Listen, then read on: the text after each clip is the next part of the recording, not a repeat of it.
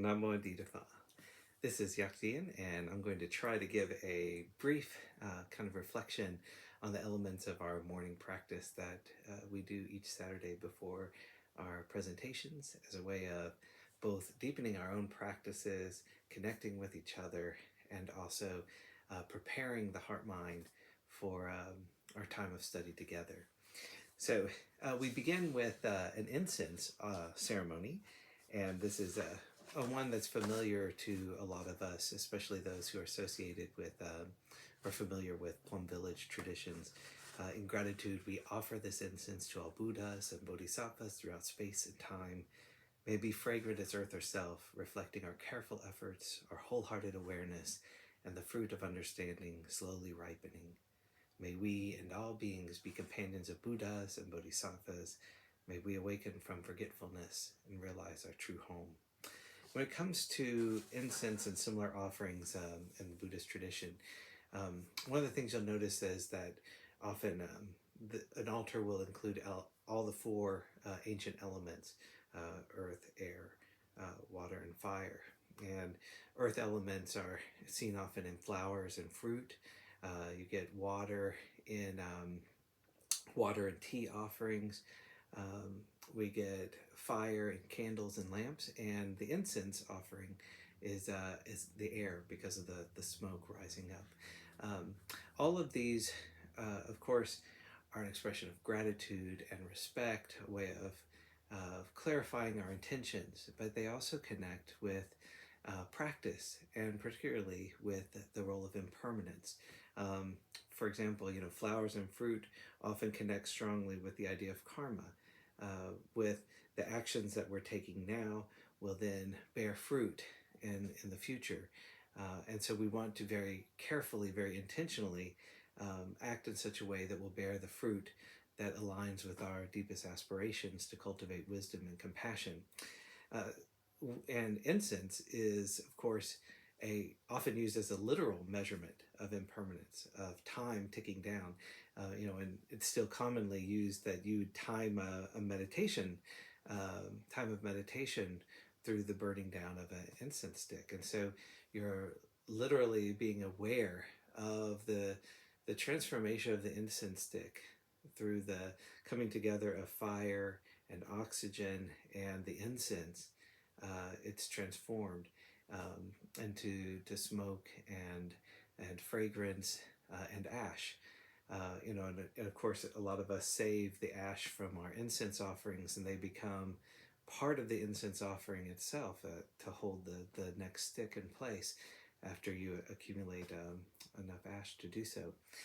So this is a way of remembering not only the path that we're walking, but also the necessity and the continuation of practice along that path, because you can't burn one piece of incense and then you're finished.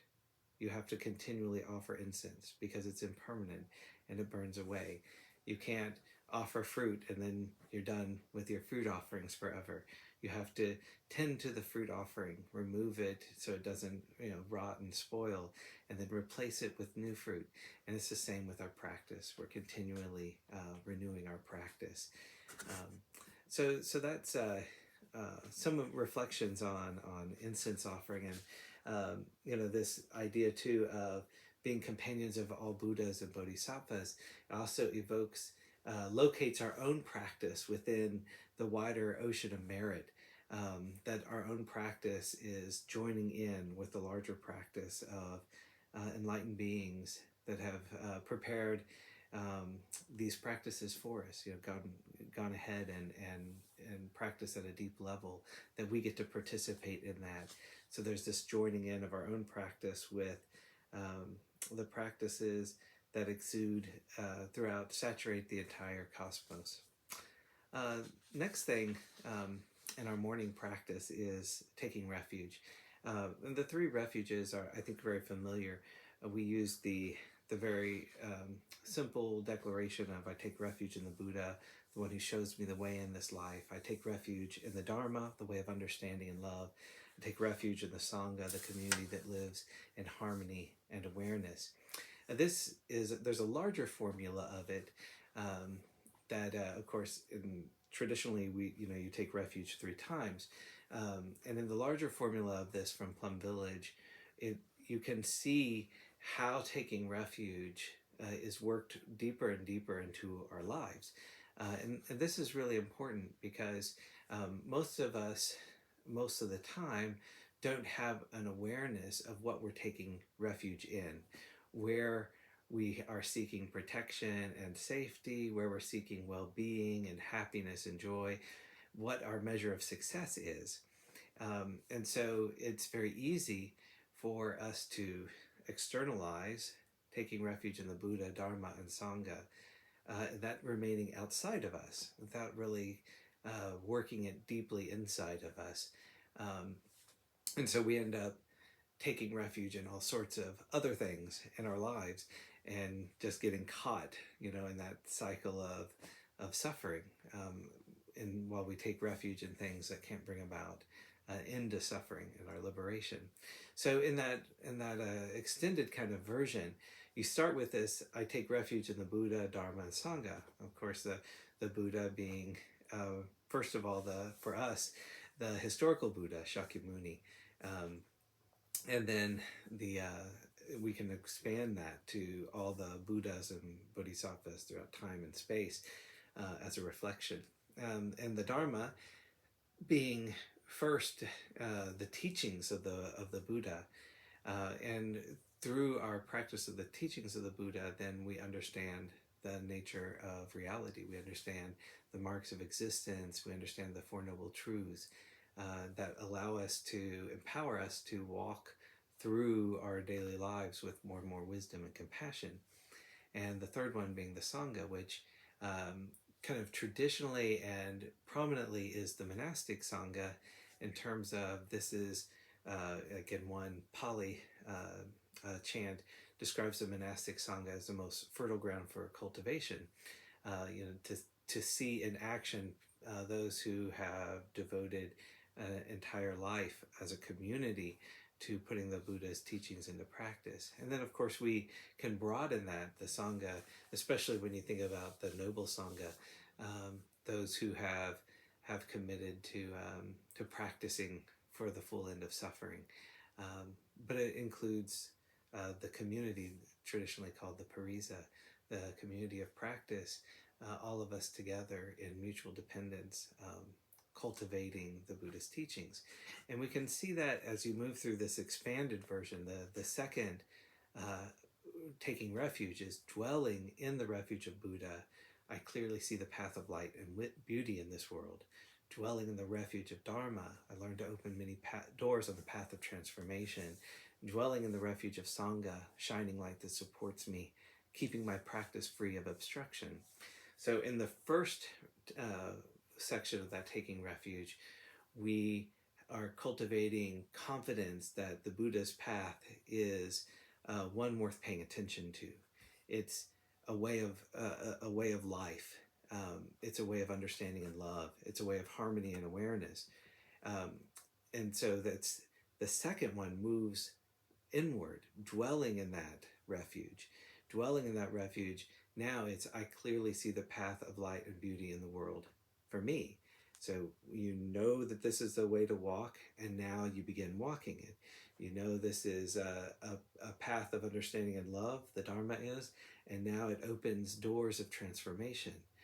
So there's this internalizing of the practice as it becomes your own.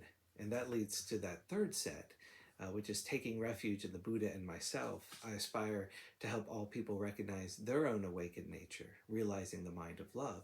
And likewise with the Dharma, to aspire to help all people fully master the ways of practice. And taking refuge in the Sangha in myself, to help people build communities that support their transformation. And this is now having gone inward and practiced deeply, and now there's a full circle of coming outward again. And of course, this connects with our non-dual practice as well, where ultimately there is no separation between these things. But as we practice, as the transformation takes root inside of ourselves, then we're able to be in the world in a way that also opens Dharma doors for others as for ourselves. And that leads us to the next element of our morning practice, which is the Prajna Paramita Sutta, the heart of perfect understanding. And this is, of course, a very important text in our DTO's lineage and traditions, a core text for us, and it is a description of how, through penetrating with wisdom and compassion, that nature of all phenomena, how suffering unravels with the letting go of all attachments, and it's organized around the 5 skandhas, and that is provides a pathway for if there's no attachment here, then there's no chain reaction that leads to suffering. It all unravels. And I thought, since it's such a big topic, I would just read a description of the sutra from Plum Village real quickly as a way of summarizing it. They write, "The insight of Prajna Paramita is the most liberating insight that helps us overcome all pairs of opposites, such as birth and death, being and non-being, defilement and immaculacy, increasing and decreasing, subject and object, and so on, and helps us to get in touch with the true nature of no birth, no death, no being, no non-being, etc., which is the true nature of all phenomena. This is a state of coolness, peace, and non-fear that can be experienced in this very life, in your own body and in your own 5 skandhas. It is nirvana. Just as the birds enjoy the sky and the deer enjoy the meadow, so do the wise enjoy dwelling in nirvana." This is a very beautiful sentence in the Nirvana chapter of the Chinese Dhammapada. The insight of Prajna Paramita is the ultimate truth, transcending of all conventional truths.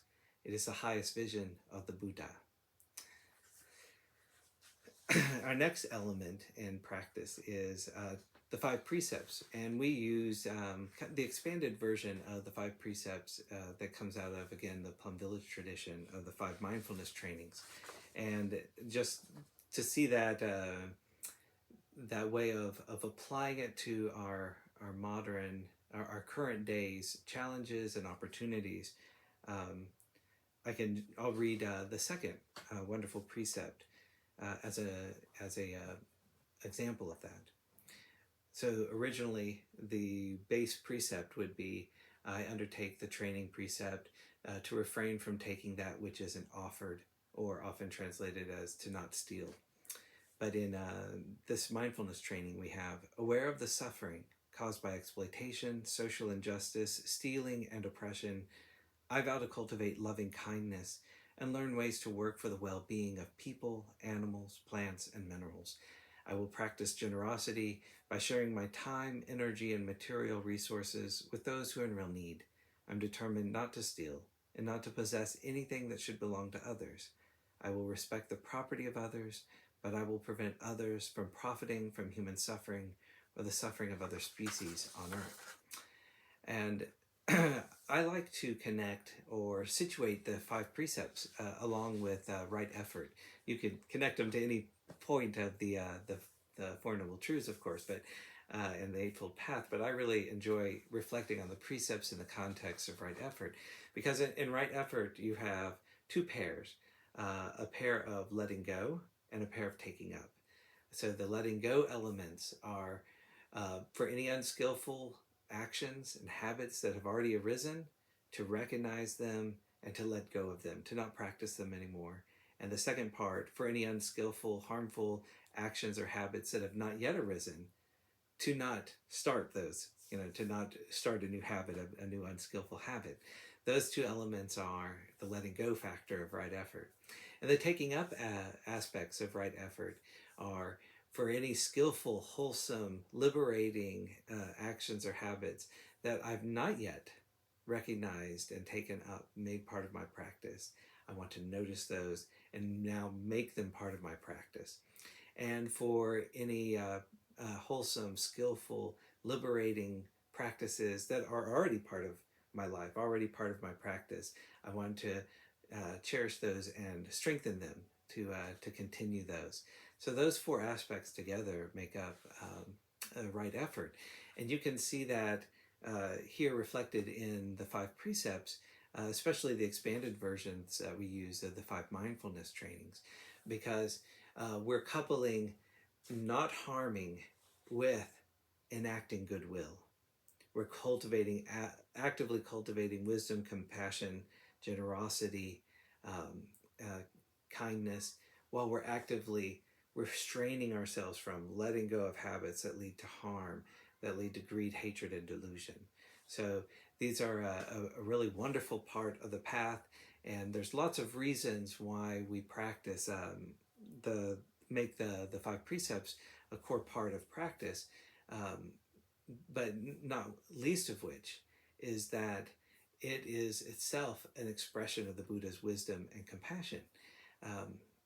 To be able to live in this world with the heart undisturbed by the world, as it's expressed in the Mangala Sutta, to be able to live with wisdom and compassion in a world that has often been structured around greed, hatred, and delusion, requires a deep practice of the mindfulness trainings, of the wonderful precepts.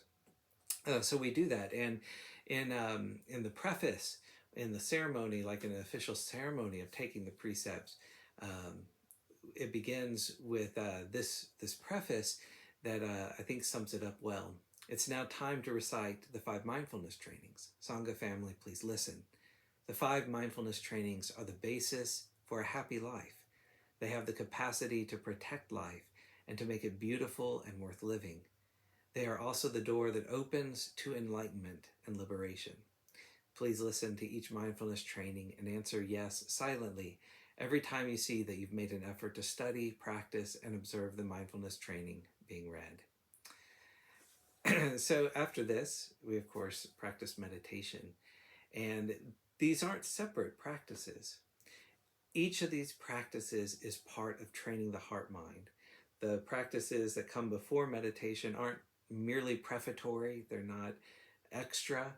They're a core part of a Buddhist path for training the heart-mind so that it can grow in skillfulness along the Eightfold Path. And meditation, of course, is a key part of that, but it's not a separate part of it. And that's also the case after we go through our entire time together. We have our class and presentation and discussion.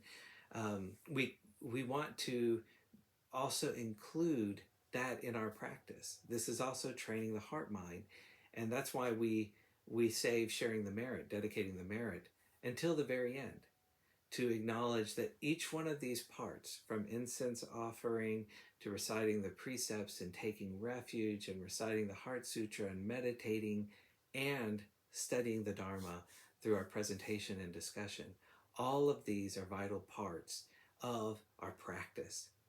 And we offer the merit from all of that together to the well-being of all beings. And we use our standard sharing the merit is simply this: reciting the sutras, practicing the way of awareness, gives rise to benefits without limit. We vow to share the fruits with all beings. We vow to offer tribute to parents, teachers, friends, and numerous beings who give guidance and support along the path. And by sharing merit, we're doing a few things. We're cultivating gratitude for the opportunity to practice. I think we're acknowledging that we ourselves receive these teachings and practices as a gift from those who practiced before us. I think it's wonderful to see ourselves in a chain of merit because others practice, cultivated this goodness in their lives and in the world. It was able to be handed on to us. We benefit from the merit of others. And so out of that acknowledgement, we can then share our merit with others. We understand that our well-being is bound up together and that we practice not just for ourselves, but for the benefit of all. and seeing ourselves, again, going back to that idea we saw in the incense offering, that all Buddhas and Bodhisattvas throughout space and time, locating ourselves in that ocean of merit is a profound practice, and one that is important as we cultivate our heart minds for the practice of the Buddha's teachings, ever deepening, ever more liberating, and also as we prepare to share that gift with others. So I hope this has been a helpful reflection, and thank you all for your practice. Namo Adida Fa.